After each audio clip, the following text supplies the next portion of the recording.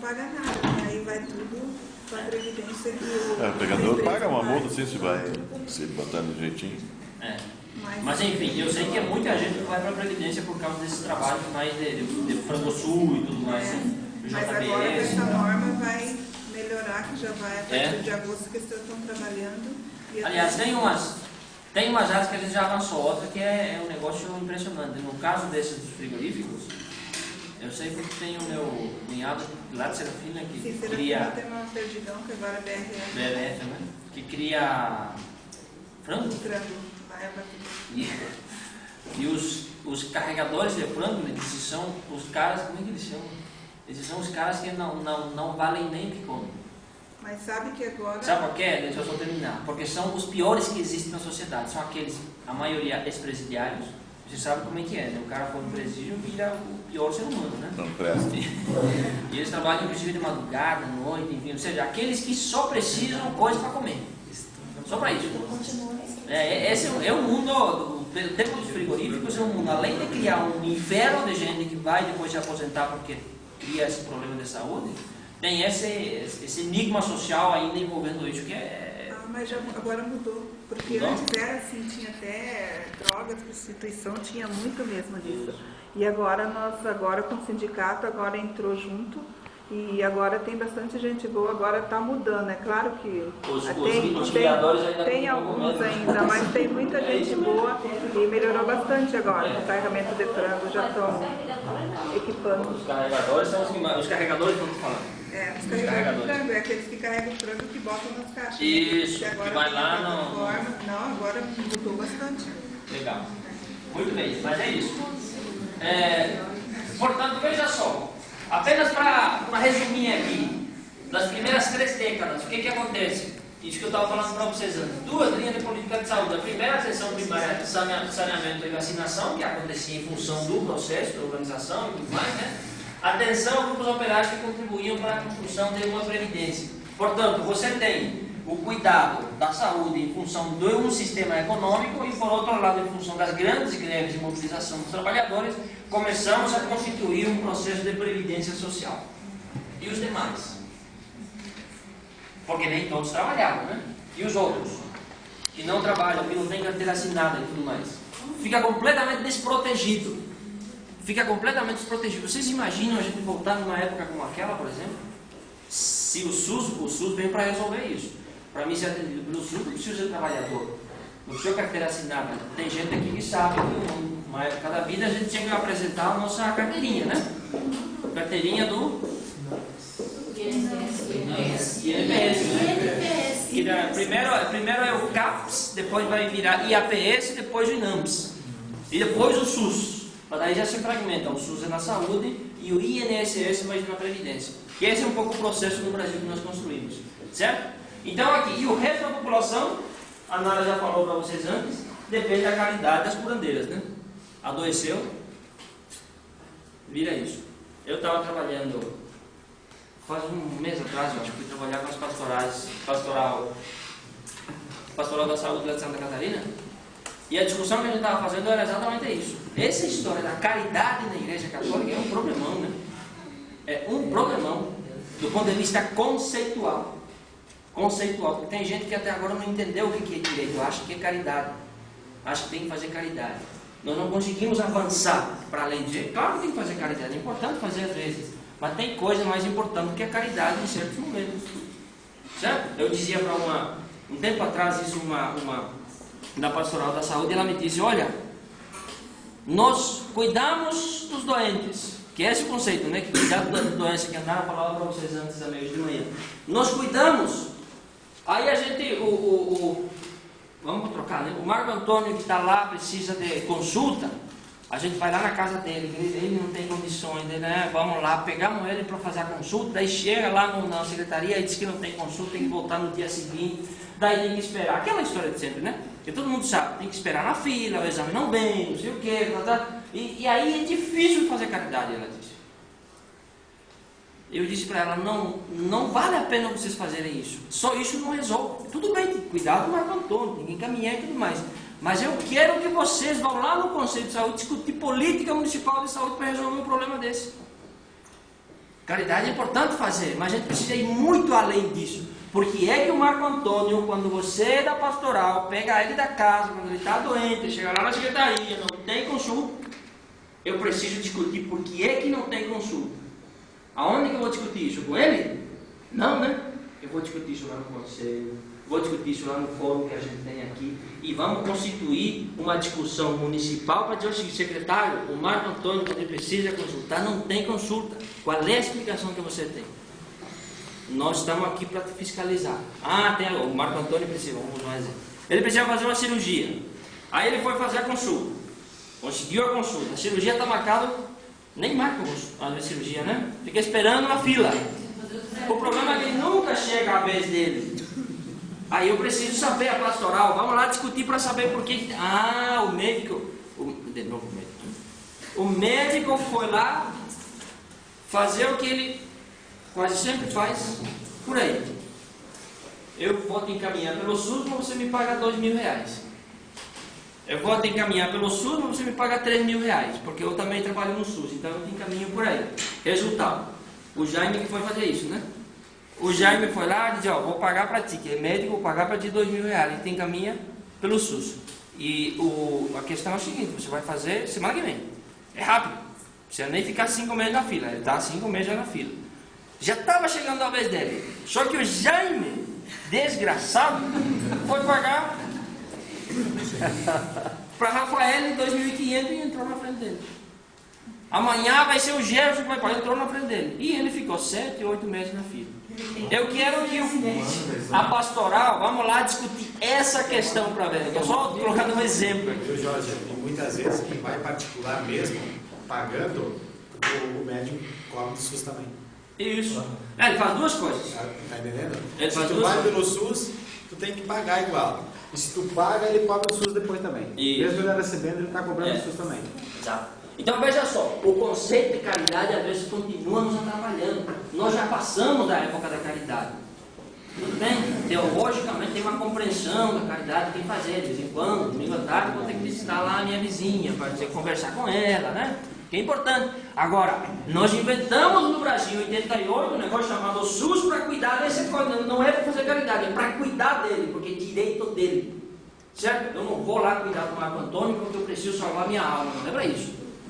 Eu vou lá cuidar dele, levar ele lá, mas depois eu quero discutir com a gestão, com quem for. Isso a gente precisa compreender. Os hospitais, a caridade, tudo mais. No filme, inclusive, vocês vão ver, muito interessante. A freira dizendo assim: nós aprendemos a fazer caridade porque Jesus era assim e tal. Quando eu estudei justamente essa parte, eu estava desistindo do curso, porque nessa época que surgiam as assistentes sociais, onde na verdade elas funcionavam junto com as freiras, né? Mas elas tinham um fundo político, eram senhoras de sociedade que tinham bastante dinheiro, aí para ajudar os maridos a se candidatar, né? Então elas iam lá fazer essa caridade, né? E essa é a história da assistência. Essa é a história da assistência social. Quando eu aprendi, eu disse: não, gente, então eu não quero ser assim. O mundo é ir pra frente, a gente vai funcionar essa teologia. Porque é bem assim que começa mesmo. Porque a primeira dama, vou mandar a primeira dama lá deliberada. E a primeira dama, você que vai trabalhar na assistência Exatamente. social, cuidar dos pobres, não vou botar no marido. Lá no início é isso, não é mais isso, entende? Isso é verdade.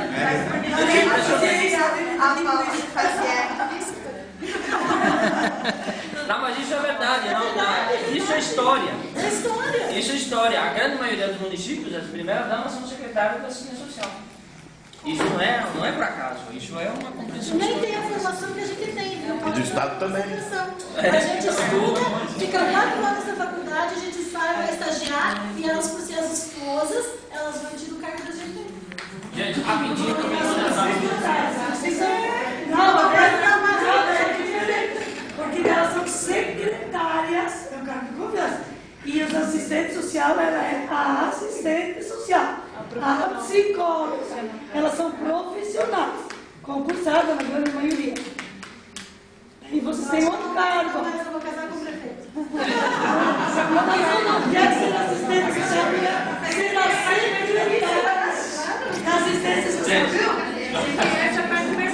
Só Então vamos avançar aqui rápido, já estamos estourando o tempo. Só para dizer o seguinte, na época, depois era Vargas, tem muita gente que gosta, outros que não gosta, mas de qualquer forma ele existiu e passou por nós, né? Algumas coisas, mas só o que interessa é essa aqui, ó. O que era o IAPS, os IAPs, portanto, viraram CAPs. Não, CAPs transformaram em IAPs. É o contrário. Instituto de Aposentadoria e Previdência. Certo? Essa é a história. Depois ele vai virar. O que era isso aqui, ó? Isso aqui era o filme, não vamos passar isso. Unificar os CAPs por categorias marítimas. Por exemplo, era IAPM, os comerciários IAPC, os bancários IAPB, os transporte de carga IAPTEC. Por aí vai. Conforme as categorias profissionais. Cada um deles tinha então, vamos chamar assim, cada um deles tinha o seu INSS próprio. É mais ou menos isso. Mas além da aposentadoria, era um cuidado de saúde, era como se fosse um plano. Olha só como era interessante. O Instituto dos Marítimos, por exemplo, só para dar um exemplo, o período de internação era limitado a 30 dias. É como se fosse um plano, muito parecido, né? E a despesa do Instituto com atenção médica não poderia ultrapassar 8% da receita anual. Vejam só, tudo que ele arrecada não pode passar 8%, isso é quase nada, né? Imagina o dinheiro que ele arrecada. Já em outros IAPs, como a dos industriários e trabalhadores de transporte de cargas, a atenção médica poderia implicar a cobrança suplementar. É plano. Gente, até alguns analistas que dizem o seguinte, nós começamos a colocar o privado e o plano no Brasil nesse negócio aqui, o que é muito parecido. Isso aqui vai virar planos privados depois. No público ele vai virar INSS e SUS separados, mas no privado ele vai continuar sendo muito parecido, quase a mesma coisa. Você não vai ter aposentadoria, mas você vai ter um plano. Não é assim o plano hoje, você vai consultar, vai ter que pagar uma taxa mínima de R$18, por exemplo, R$20. Não é assim. Tem o direito. Já paga por menos, depois quando vai usar, paga por uma partezinha. É isso. Portanto, a saúde não era prioridade, e vamos ver o que... O interessante é o seguinte, só para fechar, depois nós vamos entrar no período da ditadura militar, e o engraçado foi o seguinte, nós entramos no período da ditadura militar, em 64, com muito dinheiro nos IAPs. Muito dinheiro. Porque a lógica era isso. Muita gente que entrava, porque era um processo de industrialização no Brasil, portanto, muitos trabalhadores começavam a fazer parte desses institutos, faziam parte, contribuíam para isso, e quase ninguém usava.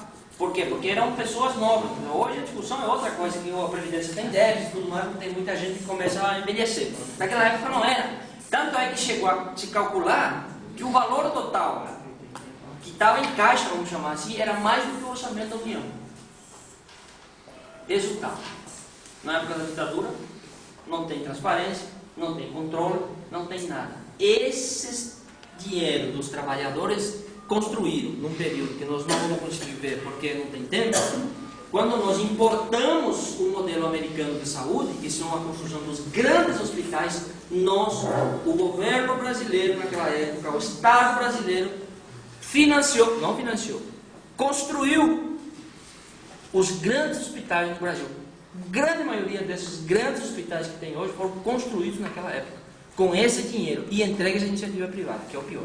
Esse era o modelo americano. Qual é o modelo americano? É um sistema de saúde privado contratado pelo público. O Estado contrata, o Medicare e tudo mais, que é lá dos americanos, é isso. O pessoal que não tem condições de ter um plano privado é subsidiado pelo Estado americano. Mas não subsidiado no sentido de que eu vou ter o meu sistema para cuidar do meu cidadão. Não. Eu vou contratar o plano do Gerson para dar para o Jaime que não tem condições de contratar um plano. E eu, como Estado, eu vou pagar. Foi exatamente o mesmo que foi feito aqui. Primeiro, construir os grandes hospitais com dinheiro dos trabalhadores. Como não tem um sistema nacional de saúde, entrega isso para a iniciativa privada. E olha só, essa iniciativa privada, e aqui começa o nosso grande problema em relação público-privado no SUS, que até agora nós não conseguimos quebrar. Eu construo um prédio, entrego o hospital para a iniciativa privada, depois eu vou lá comprar serviço dele. É engraçado, né? Imagina comparar, você constrói a tua casa, entrega para a imobiliária, depois você aluga dele. É mais ou menos isso o que nós fizemos. Aliás, não é assim que a gente faz até hoje nos hospitais? O hospital tal ganhou uma emenda parlamentar de 500 mil do deputado tal para comprar um tal medicamento. Depois, quando ele vai usar o medicamento supostamente para o SUS, por cada procedimento o SUS ressarce ele. É assim que funciona até hoje. Vejam só. É esse modelo que nós temos até hoje. Mais do que isso, ele usa também para os planos privados que ele atende. Comprado com dinheiro público. É muito parecido. Por exemplo, se vocês pegarem outras grandes obras que foram feitas, a Transamazônica, por exemplo, foi construída com esse dinheiro. Tem uma outra questão que é importante. Você já deve ter ouvido falar tanto do tal do PAC. PAC 1, PAC 2, PAC não sei o que, né? O que é o PAC? Programa da Aceleração do Crescimento. Programa da Aceleração do Crescimento, que são grandes investimentos. Se tem uma coisa que a iniciativa privada não faz, é investimento. É o PAC. E é a coisa mais cara que existe. Certo? O que o pessoal está reclamando, por exemplo, no início desse ano, quando tinha a colheita de soja e milho, que não tinha estrutura suficiente para coar a produção. Foi? Você deve estar acompanhando isso nos jornais. Que a estrada está ruim, que não tem trem para levar todo mundo, toda a produção, porque produzimos um monte, tem uma fila de 5 quilômetros de caminhão lá no porto de Rio Grande, porque não chegamos, essas coisas todas. O Estado tem que construir estrada, tem que construir ferrovias para ecoar a produção. Isso é o Estado que faz, nenhuma iniciativa privada faz investimento nesse sentido. O que a gente faz hoje? Nós construímos o asfalto e cobrar um pedágio, entregamos por 30, 40, 50 anos para uma iniciativa privada só para manter e pintar de vez em quando. Né? Aqui a gente está mudando um pouco isso, mas é essa a lógica. A lógica do Estado, a relação público-privada continua a mesma coisa. Continua a mesma coisa. E volto a dizer, os serviços que o SUS usa hoje de média e alta complexidade, na sua grande maioria, são serviços contratados pela iniciativa privada. Então veja só para a gente ter uma ideia dessa relação. É difícil, na minha opinião, construir um sistema público dentro dessa estrutura, dentro dessa conjuntura. Aí você tem, eu não tenho estrutura hospitalar suficiente próprio para atender. Eu não controlo a carreira dos profissionais médicos que fazem o que querem no sistema. E eu tenho pouco dinheiro, como é que um sistema vai funcionar? E ainda tem corrupção, né? Vamos só colocar vocês três. Sem estrutura, sem controle do recurso humano, sem dinheiro suficiente e corrupção. 4 questões fundamentais. Esse, na minha opinião, é o nosso grande problema. Como é que eu vou resolver isso? Portanto, o desafio não é tão pouco assim. Para nós, enfim, tudo mais. Até as 5, né? É que tem alguns encaminhamentos que tem que fazer. Vocês têm alguma pergunta? Vocês ficaram muito quietos assim. Não acho. Estou indignado. Alguém já me pediu para ter vinho no almoço? Eu disse, não dá. Quem que me disse que achava que era vinho? Tu me disse, né? E a pessoa da vinho. Não, eu sei que ela brincando. Mas enfim, só para fechar essa parte aqui, qual é a reflexão que a gente queria trazer nessa primeira etapa? Exatamente isso. Eu quero depois fechar com um tema que me parece importante. Primeiro, precisamos compreender, quando falamos de saúde, o conceito de saúde nós estamos falando. Volto a dizer, o conceito de saúde pública, o Estado cuidando do cidadão, e não pode ser qualquer tipo de serviço, tem que ser um serviço de qualidade. FIFA. Padrão FIFA. Tem que ser um sistema público que funcione, padrão FIFA, e aí nós temos, volto a dizer, quem está na gestão, quem está exercendo controle social, não vamos usar o nosso cargo lá na secretaria para privilegiar certas pessoas, não vamos usar a ideia de conselheiro para privilegiar certas coisas, só para questões pessoais. Nós temos uma responsabilidade nessa estrutura, né? Depende muito de nós. O pessoal que estava dizendo lá, por exemplo, que não existe conselho e tudo mais, vamos lá via sindicato, via organização e tal, vamos problematizar esse negócio, vamos dizer, ó, secretário, prefeito, vai ter que ser assim, assim, assim. Enfim, aqui a sociedade civil tem um papel fundamental. Pelo menos a compreensão do SEAP é exatamente por isso que nós queremos fortalecer os usuários. Né? Queremos fortalecer as entidades que discutem isso, porque são eles que vão... Nós não vamos fazer formação para gestor. Aliás, não fazemos. Nós vamos fazer formação para prefeito. Nós fazemos formação para conselheiros, usuários, que são aqueles que têm que incidir na discussão da política pública. Mas aqui tem um detalhe importante. Não vão incidir se vocês não tiverem uma boa formação, se não tiverem uma opinião bem formulada e um bom discurso. Por isso que eu estava problematizando para vocês. Você me dizer, não, corrupção é um problema, mas tudo bem, mas isso qualquer um, meu vizinho que nunca, quase não sai do prédio, também me disse que o problema é a corrupção. Mas eu preciso entender que corrupção é essa, quais são os números, de onde que estão, entende? Preciso de bom argumento para discutir esse tema, para dizer, de fato, a corrupção é um problema. Porque eu acho, por exemplo, que tem outras questões, como o caso do tributo que a gente estava falando, que é muito mais perigoso e complicado. Mas, enfim, essa é a nossa compreensão. E o segundo momento é que a gente possa, então, compreender essa história toda e tal. E eu quero só fechar para dizer o seguinte. Esse modelo todo de sociedade, de saúde, de sistema que nós temos, isso depende muito do modelo que o país e que o Estado adota para cuidar dos seus cidadãos, da política pública. Qual é o modelo que nós temos hoje? É um modelo complicado. A gente chama isso de modelo de desenvolvimento. E isso, cada governo tem uma direcionalidade. Nós entendemos que a gente precisa avançar muito mais no Brasil. Por exemplo, vou pegar só um exemplo para terminar. Nós fizemos, segundo os dados oficiais, uma inclusão social no Brasil na ordem de 40 a 50 milhões de pessoas nos últimos 10 anos. Tiramos eles da pobreza e colocamos na classe média. Não é classe média propriamente, mas vamos combinar que melhorou a vida das pessoas. Sobretudo, talvez da nossa não tanto, mas daquelas que historicamente foram, né? As pessoas estão ganhando mais. As excluídas, calcula-se em torno de 40, 50 milhões, por um conjunto de programas por aí, que foram feitas milhares de pesquisas e quase unânime disse, esse é um programa bom, esse tira da pobreza.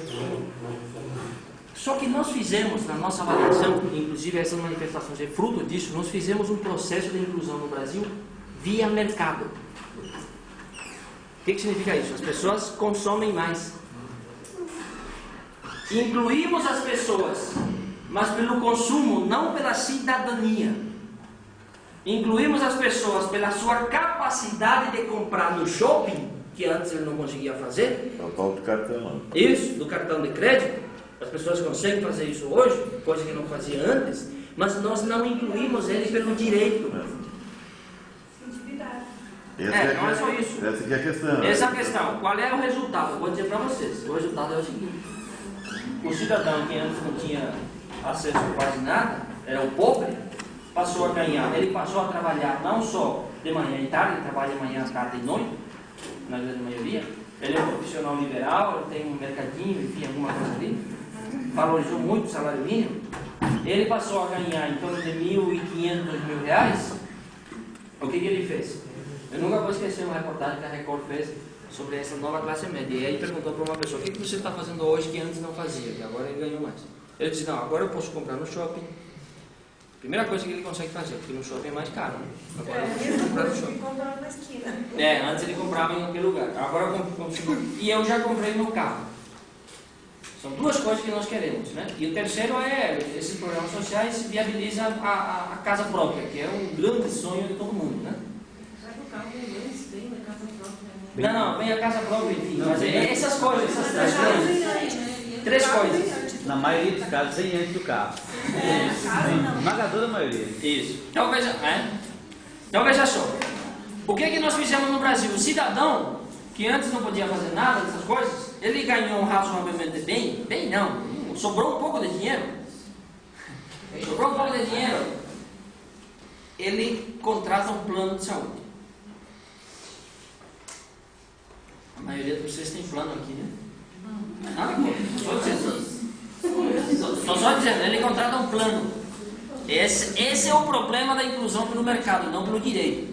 Porque se ele fosse incluído pelo direito, ele ia para o conselho discutir a melhoria do SUS. E não ia contratar um plano. Plano é consumo. Sobrou um pouquinho mais de dinheiro, manda o filho numa escola privada. E terceiro, que é o pior, ele odeia política. A gente só vota porque é obrigatório. E aí nós estamos perdidos, né? Porque se nós constituímos cidadãos desse nível, que não lê jornal, nem assiste, porque ele só assiste novela, aí é um problema, né? Esse é o nosso grande problema no Brasil. Não estamos, tanto é que os planos, o que estão ganhando de dinheiro, os planos estão, vocês viram, fizeram hora ontem, né?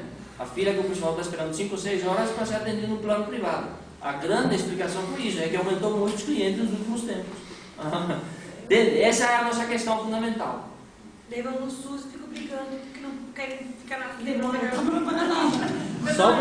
Sobra mais um dinheirinho, eles assinam TV a cabo e assistem TV aberta das novelas.